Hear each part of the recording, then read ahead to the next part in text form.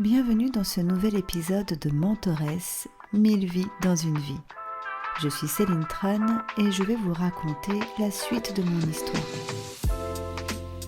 Si vous avez écouté les précédents épisodes, vous allez peut-être détecter une petite différence, mais qui pour moi est significative.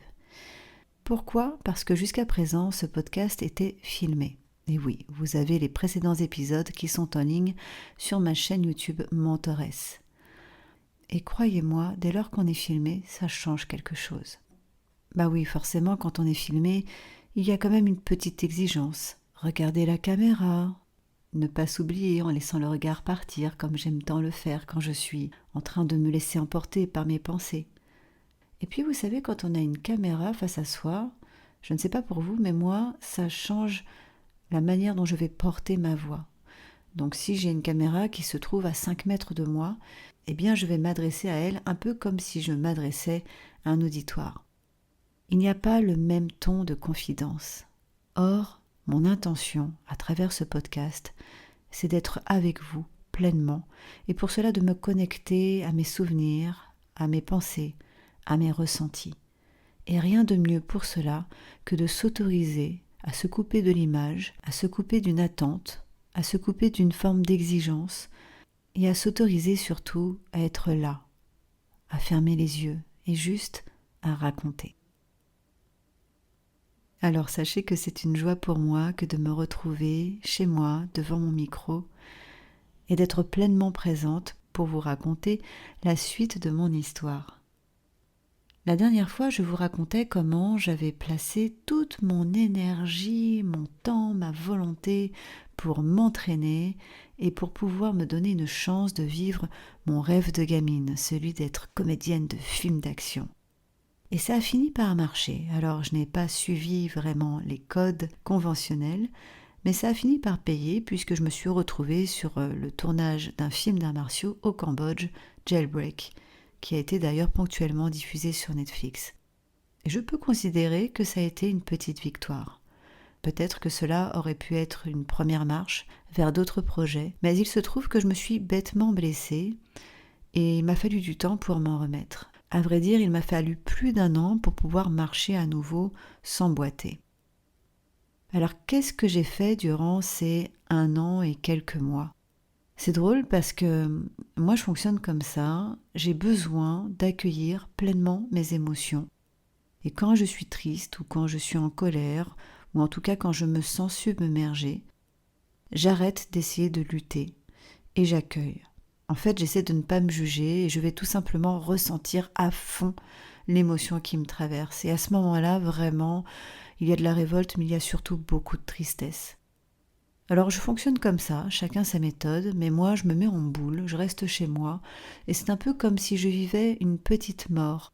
Alors pas au sens orgasmique du terme, mais plus au sens hibernation. J'ai besoin de me couper de mon environnement, de me replacer un peu comme lorsque j'étais dans le ventre de ma mère. J'imagine qu'il y a une mémoire ancienne qui se réactive à ce moment-là, et je me mets en boule bien au chaud, chez moi, dans mes coussins, sous mon plaid, et je reste comme ça, dans le silence, les yeux fermés. Alors ça peut paraître un peu dépressif comme tableau, mais c'est ma manière à moi de vivre ma tristesse et surtout de la digérer.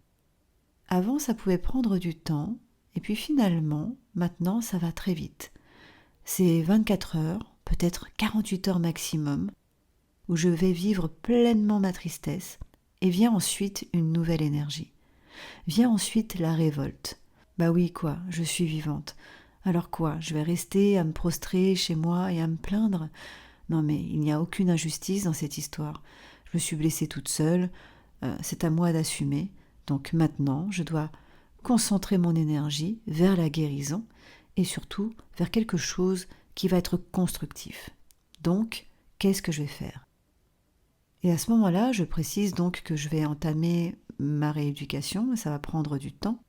Je pense à Bruce Lee. Bah oui, Bruce Lee a été une référence pour moi lorsque j'étais enfant et adolescente. Et à un moment donné, durant sa vie, il a été salement blessé. Et qu'est-ce qu'il a fait alors qu'il était cloué au lit ? Eh bien, il a commencé à écrire des manuels autour de son art martial, le Jeet Kune Do. À ce moment-là, je me dis que c'est un signe. Voilà des années que j'envisage d'écrire un livre. Et là, je me dis, eh bien, ça y est, c'est le moment. Je pense que je suis prête, puisque je suis forcée à être plus ou moins immobile, ou en tout cas, je ne vais pas vraiment pouvoir trop utiliser mon corps. Eh bien, je vais écrire.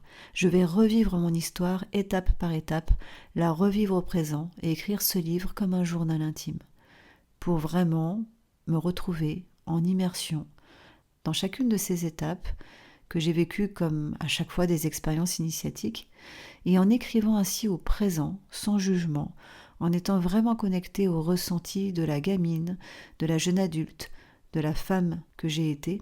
Et c'est pour moi une invitation envers le lecteur et la lectrice, une invitation à se mettre à ma place d'une certaine manière. Se mettre à ma place par les émotions, pas par la pensée. Car à ce moment-là, mon intention, ce n'est pas de convaincre qui que ce soit, ce n'est pas de raconter un discours analytique. C'est bien plus de partager une histoire, comme je le fais avec vous aujourd'hui. Alors bien sûr, il y a un peu d'analyse et de recul, mais je pense qu'on n'est jamais plus proche avec quelqu'un que lorsqu'on partage son émotion.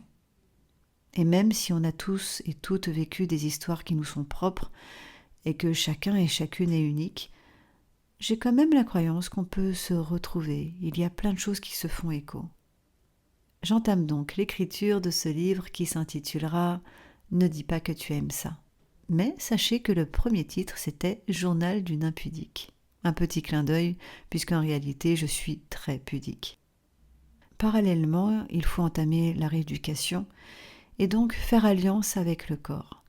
Et ça va être un nouvel apprentissage. Vous savez combien le rapport au corps est important pour moi, comment je l'ai mis à l'épreuve, comment je l'ai utilisé, exposé, comment ça a été un outil de travail, un moyen de ressentir du plaisir, un moyen d'être en contact avec les autres. À ce moment-là, je me dis que c'est l'occasion, l'opportunité pour moi de revenir au yoga. Cette discipline dont je m'étais, j'avoue, un peu moquée auparavant parce que je la trouvais perchée, parce que je la trouvais trop lente, enfin bref, ça m'allait pas. Et là, j'ai envie de vous dire, j'ai pas trop le choix que de prendre mon temps. C'est intéressant comme contrainte. La performance dans la guérison est liée au fait de savoir prendre le temps. Bien sûr, il faut être motivé, se donner une intention, une dynamique, un objectif. Le principe, c'est de progresser. Mais on ne peut pas brûler les étapes, il s'agit vraiment de respecter le temps du corps. Et le yoga est vraiment, à mon sens, cette célébration du temps du corps, puisque déjà, on ne compte pas par seconde, mais on compte par respiration. Et ça, c'est déjà une première manière d'être à soi, que d'être en conscience de sa respiration, mais pas que, d'être aussi en conscience de ses appuis. C'est vrai, lorsque je suis tombée, lorsque je me suis blessée, c'est parce que je n'avais pas conscience de mes appuis. Et là, ça commence déjà par une posture debout, immobile, simple. On pourrait croire que c'est juste être debout, mais ce n'est pas être debout comme lorsqu'on attend le métro, par exemple. Non, c'est être debout en conscience, avec une bonne répartition du poids vers l'avant, vers l'arrière, avec les orteils relâchés, avec un ancrage dans le sol. C'est drôle parce qu'il y a presque une dimension hypnotique dans le yoga, très imagée. On prend racine dans le sol comme si on y puisait de l'énergie et comme un arbre qui a ses racines profondément ancrées, eh bien on se sert de cet ancrage pour ensuite s'ériger, se grandir vers le ciel. C'est beau comme image. Jusqu'à présent, je crois que j'étais juste posée sur terre. Avec le yoga, j'apprends à m'ancrer pour m'élever. Et c'est très subtil. Ce n'est pas quelque chose de spectaculaire, c'est un ressenti. Vous commencez à me connaître un petit peu, à partir du moment où je commence à m'intéresser à quelque chose et que ça me plaît, je ne me contente pas de quelques cours. Et par la suite, je m'inscrirai en formation professorale. Mais d'ici là, il se passe autre chose. Je vais me former au massage bien-être. Tout part d'une retraite que je fais justement pour écrire, où il y a des cours de yoga, des massages, et je me dis mais c'est génial le massage, parce que même si on n'est pas dans une dimension thérapeutique, qu'est-ce que ça fait du bien, qu'est-ce que c'est beau en fait de pouvoir masser, de pouvoir apporter du bien-être, du réconfort au corps, de contribuer à son relâchement, à son lâcher-prise, de pouvoir lui apporter une forme de sécurité, sinon en tout cas de lui offrir un espace pour qu'il se sente en sécurité. Qu'est-ce que c'est précieux! Et croyez-moi que c'est quelque chose qui pour moi est très important à ce moment-là, parce que à travers le X, à travers la sexualité des plateaux de tournage, à travers les trainings de sport de combat, on ne peut pas dire que j'ai exploré le corps dans une dimension paisible. Et là, c'est l'occasion de s'offrir un autre espace, un autre rythme, et je décide donc de me former en massage bien-être. Alors dedans, il y a plein de techniques, de pays différents, et c'est comme voyager à travers le monde à travers des manières différentes de toucher, toujours avec une intention qui soit bienveillante, qui soit neutre, et qui bien sûr ne soit pas du tout sexualisée. Je suis donc inscrite en école de massage, et ça peut paraître un peu absurde, mais une fois de plus, je suis probablement l'une des élèves, des stagiaires les plus pudiques. Probablement parce que j'étais habituée à ce que le corps soit hyper sexualisé. Et donc, pour moi, c'est nouveau. On va se masser entre femmes, mais aussi entre hommes et femmes, avec des âges, des cultures différentes, des morphologies différentes. Et c'est une autre manière de voir le corps à travers la peau, à travers les muscles, à travers les os, à travers les tendons aussi. C'est trop bien. Et c'est drôle parce que ça me fait penser à un stage de calligraphie chinoise. J'avais testé ça une fois. Et au moment où je me mets à masser, à commencer à apprendre les appuis, la fluidité du geste, le fait d'être ancré une fois de plus, eh bien je me rends compte que c'est très proche de la calligraphie. Il y a cette notion de continuité, de respiration, de conscience à soi, sans pour autant être dans une concentration crispée. C'est une concentration qui reste détendue, où le corps suit la respiration et où on est en harmonie avec ce qu'on touche. Et en l'occurrence, ici, c'est le corps de l'autre. Ça ressemble aussi à la danse, ça ressemble aussi au kata dans le karaté. En fait, à ce moment-là, je réalise que tout est correspondance. Finalement, tout ce qu'on peut faire dans notre vie, ce ne sont que des manifestations des mêmes principes. Simplement, nous allons chacun, chacune, nous exprimer à travers des langages différents, des rythmes différents. Mais au fond, on retrouve toujours les mêmes principes. C'est donc un apprentissage du corps, mais pas que. Et à ce moment-là, ce qui est vraiment nouveau pour moi, c'est que je suis davantage tournée vers les autres. Et ça fait partie de la guérison. Oui, bien sûr, il faut prendre du temps pour soi, se reposer, se rééduquer, retrouver de l'énergie, des ressources pour guérir. Mais j'ai le sentiment que ce qui a aussi contribué à ma guérison, c'est d'arrêter d'être nombriliste, d'arrêter d'être obsédée par mon envie d'évoluer, par ma carrière, mon besoin aussi d'avoir une forme de reconnaissance. Rien de mal à ça, on a tous besoin de reconnaissance, c'est légitime. Mais quand ça devient une obsession, ça peut rendre aussi sacrement égoïste ou nombriliste. Au moment où j'apprends à masser, j'utilise mon corps, mon énergie, pour la mettre à disposition de quelqu'un d'autre. En fait, c'est comme faire circuler l'énergie. Je reçois, je redistribue. Et voilà, il y a quelque chose de vivant qui se produit. Qu'en est-il de ma carrière dans le cinéma ? Eh bien, je ne lâche pas pour autant. Je me donne des chances de progresser. Je me dis, c'est pas grave. Si je ne peux pas être dans l'apprentissage corporel, je vais travailler la technique. Donc, je n'abandonne pas tout de suite, pas encore, mes rêves de continuer en tant qu'actrice. Et je m'inscris en stage de théâtre, en école d'acting cinéma. Je fais même un stand-up d'ailleurs, un stand-up humoristique où je me nourris des courriers des fans entre guillemets que j'ai pu recevoir dans mon ancienne carrière et qui, je ne vous le cache pas, sont pleines de pépites. Donc je m'amuse, j'apprends, mais ça ne suffit pas. Il me manque quelque chose, il me manque un objectif. Hormis le fait de récupérer mon pied, il me manque clairement quelque chose à quoi m'accrocher. Tiens, quelque chose à quoi m'accrocher. Elle est drôle cette expression, parce que c'est exactement ce qui va se produire. Je vais pouvoir m'accrocher littéralement à quelque chose. Il se trouve qu'on me fait une proposition que je vois comme un cadeau et un sacré défi. Une association avec laquelle j'avais déjà collaboré me contacte et c'est une association qui est spécialisée dans la lecture à voix haute. Je ne sais pas si vous connaissez cet art, mais c'est hyper intéressant et c'est fabuleux parce que ce n'est pas du théâtre, c'est vraiment de la lecture de textes de tout genre, mais à voix haute et donc vraiment interprété. Et ça donne vraiment une saveur particulière au texte. C'est très expressif. Et cette association, qui chaque année organise un festival de littérature à voix haute, me contacte et me propose de présenter un numéro, une performance sur scène pour leur prochaine édition. À ce moment-là, pour moi, c'est une évidence. Oh, mais il faut que je fasse un numéro de tissu aérien. Alors ils sont ravis, bien sûr. Ils ne s'attendaient pas à quelque chose d'aussi périlleux. Et là, il va falloir assurer. Parce que je n'ai que quelques mois, il faut me procurer le matériel, mais surtout, il faut monter un numéro. Et pour monter un numéro, il faut aussi avoir la capacité physique. C'est la base. Qu'est-ce que je fais ? Je contacte Martine.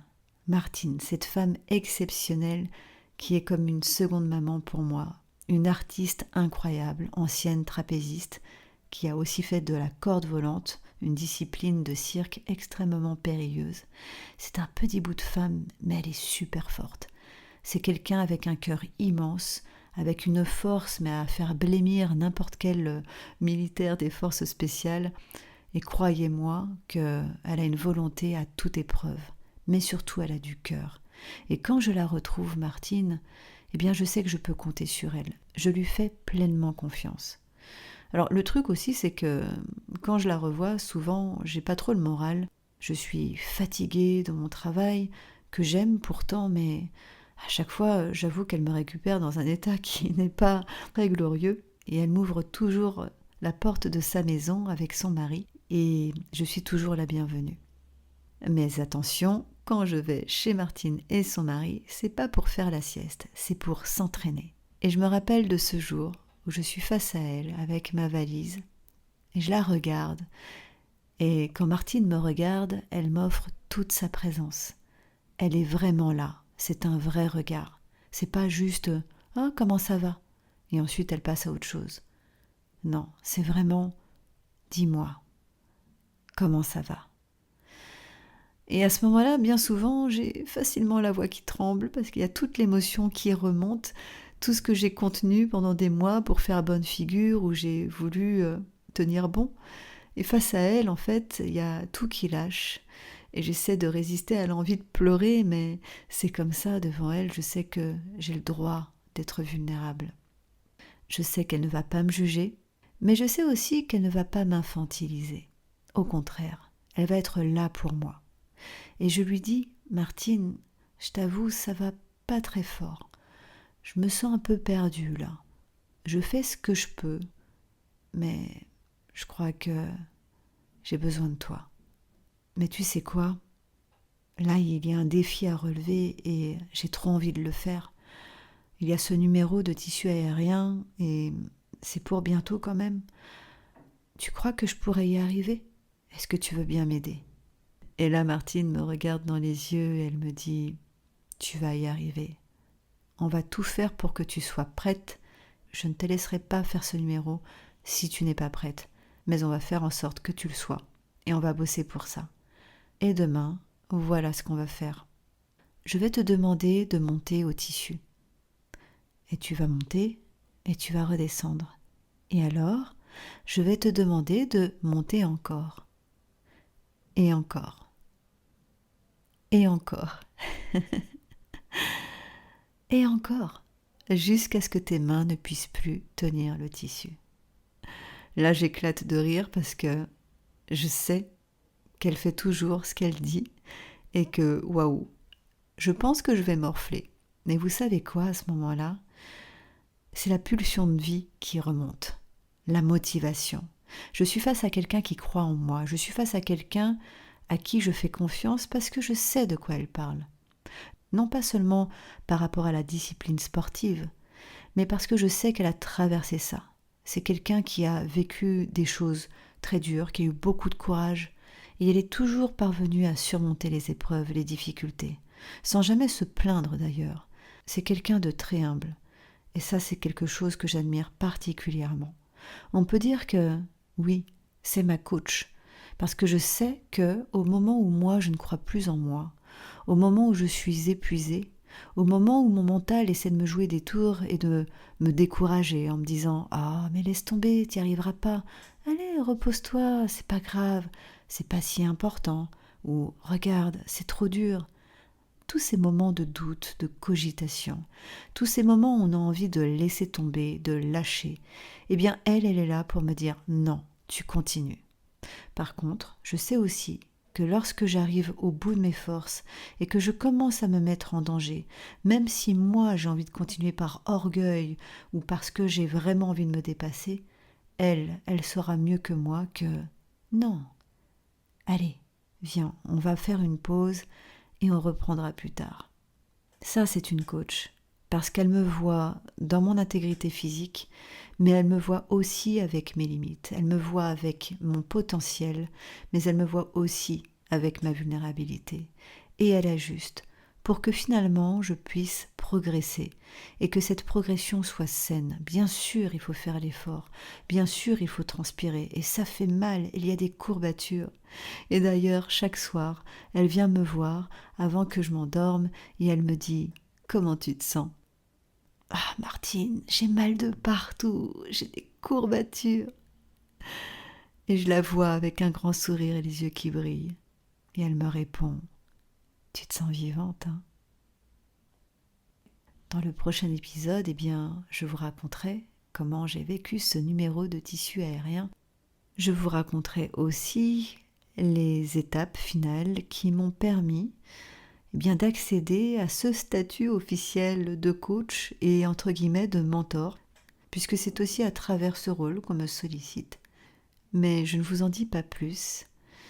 J'espère que cet épisode a résonné pour vous qui peut-être à un moment donné dans votre vie, vous êtes retrouvé dans une situation de stagnation, dans une situation où il y avait ce sentiment d'être brutalement interrompu, d'être dans une forme de contrainte, peut-être même d'enfermement. Ce type de situation où on se dit « j'aimerais bien que ça avance, mais j'y arrive pas, mon corps ne suit pas » ou « je ne me sens pas accueilli dans un environnement et j'ai beau y mettre toute la volonté du monde, être intègre dans ce que je fais, je ne parviens pas à être accueilli, je ne parviens pas à avoir de la reconnaissance, où j'ai l'impression de m'obstiner mais d'aller dans la mauvaise direction. Pourtant, une part de moi se dit que ce que je fais est juste, j'ai envie d'y croire, je me sens à ma place, mais je n'arrive toujours pas à trouver ma place. Ça, c'est un vrai sujet. Comment trouver sa place? Est-ce que le fait d'avoir la foi peut suffire? Sachant qu'on vit en société et qu'à un moment donné, on est forcément tributaire du comportement des autres. Et avancer malgré tout, c'est à la fois une grande force, mais ça peut aussi isoler. Et puis le risque aussi, c'est de n'être tourné que vers soi et finalement de se priver d'une relation de partage vis-à-vis des autres. Alors, est-ce qu'il faut être dans la posture opposée, à savoir être attentif à tous les signes, à vouloir s'adapter à tout? On peut s'y perdre aussi, parce qu'on ne peut pas plaire à tout le monde. Et le défi est là, de croire en ce qu'on fait, d'oser se projeter, d'être dans l'audace, mais en même temps d'avoir une vision globale de l'environnement dans lequel on se trouve. C'est un équilibre qui n'est pas simple à trouver. Mais vous allez voir que c'est possible. Allez, il est temps pour moi de vous laisser sur ces quelques réflexions et je vous dis à la semaine prochaine. Pensez à vous abonner et soyez les bienvenus surtout pour poster des commentaires puisque le but c'est de pouvoir échanger, d'être dans un partage de témoignages. Et surtout n'hésitez pas à poser vos questions puisque ce sera des points de départ, des sources d'inspiration pour moi pour les prochaines émissions. Merci et à très bientôt.